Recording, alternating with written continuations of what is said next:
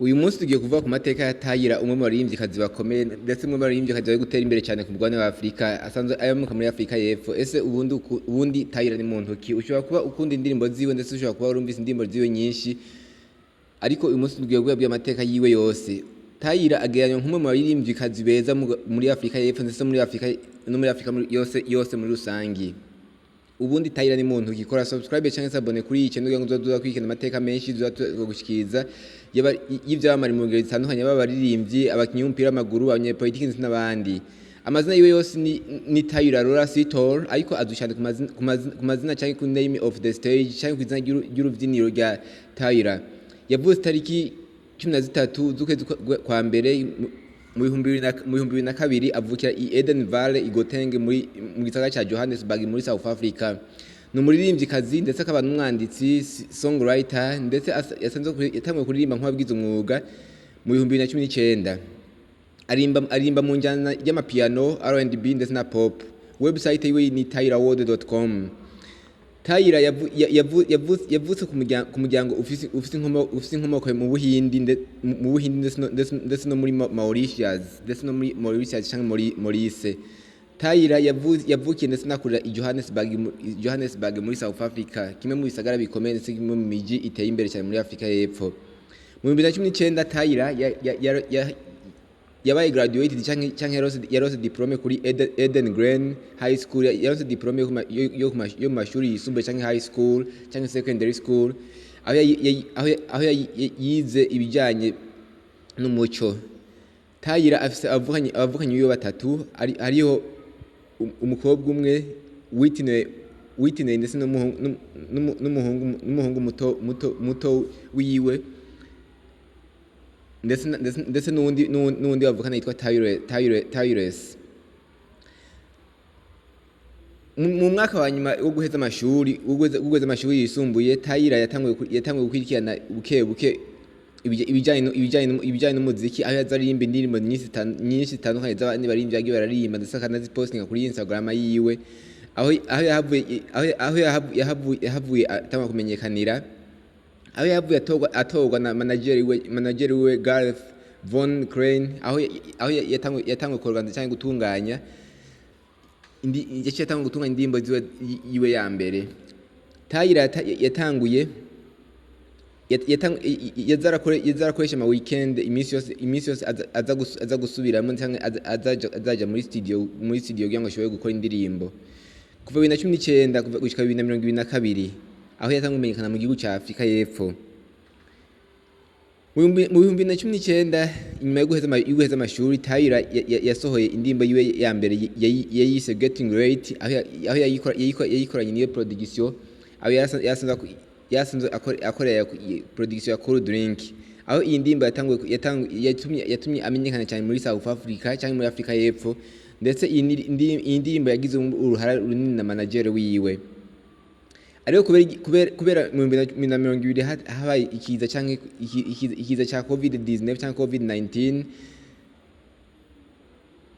byaciye bigorana cyane ko video ishobora gukorwa iyi ndirimbo, aho video yagiye gukorwa mu 2021. Ayo indirimbo imaze gukorwa video yarabwe n'abantu amamiliyoni menshi kuri YouTube mu mwanya muto, aho iyi ndirimbo yacitorwa kandi nk'indirimbo nka South African Music Award nka Best Music Video of the Year mu 2022, aho indirimbo yatowe nka video nziza y'umwaka mu mwaka wa 2022. TYLA yaciye atangura kwiga ibijyanye na kaminuza, aho yize mining engineering, aho ndetse ababyeyi biwe batabimukundiye, maze mu nyuma ababyeyi biwe bamwemerera ko ashobora gukurikirana amashuri ndetse agakurikirana n'indoto ziwe z'umuziki, aho yaciye asinya amasezerano muri Epic Records, ndetse acasinya n'andi masezerano muri Fax Record muri Amerika ni the United States of America mu 2021. TYLA yakoze iyindi ndirimbo yiwe yitwa Overdue mu kwezi kw'icumi 2021, aho iyi ndirimbo yatumye amenyekana cyane ndetse anakundwa mu bihugu byinshi byo muri Afrika. Kuva 2023 international success, kumenyekana mu isi yose.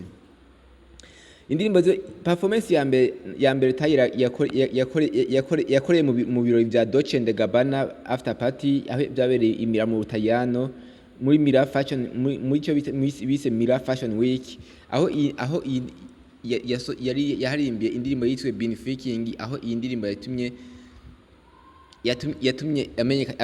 amenyekana cyane ndetse ijya no ku mbuga zikomeye haba za Billboard ndetse n'izindi. Tyla kandi yasubiye kumenyekanira cyane aho benshi bamugereranya n'abaririmbyi b'ibyamamare muri Amerika aribo Rihanna na Ciara. Tyla yakoranye kandi indirimbo n'umunyamerika akomeye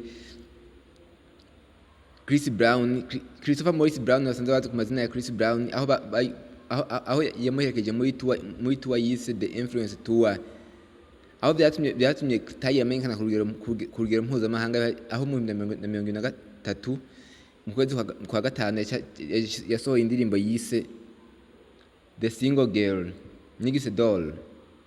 Mu 2023 Tyla yasohoye indirimbo yatumye amenyekana cyane yitwa Water, ayi indirimbo yabaye ya mbere mu bihugu byinshi ndetse na za Billboard ndetse n'ahandi henshi akomeza kumenyekana. Tyla amaze kuririmba indirimbo nyinshi zikomeye ndetse indirimbo nyinshi zakunzwe. Ese ni yahe ndirimbo ya Tyla wakunze cyangwa ni ikihe gikorwa yakoze ukagikunda? Kora subscribe cyangwa se abone kuri iyi channel yo nduzo kwigira amateka menshi y'abaririmbyi atandukanye turagushikiriza. Nimba ukunda Tyla shira ko j'aime, partage ndetse na commentaire ugira icyo bivuze ndetse cyo n'ubwiye umuririmbyi canke uwo wese dushaka kubwira amateka yiwe. Mukore subscribe ndetse mukore j'aime ndetse mukore partage ndetse munakore na commentaire mu bisangiza n'abandi. Murakoze.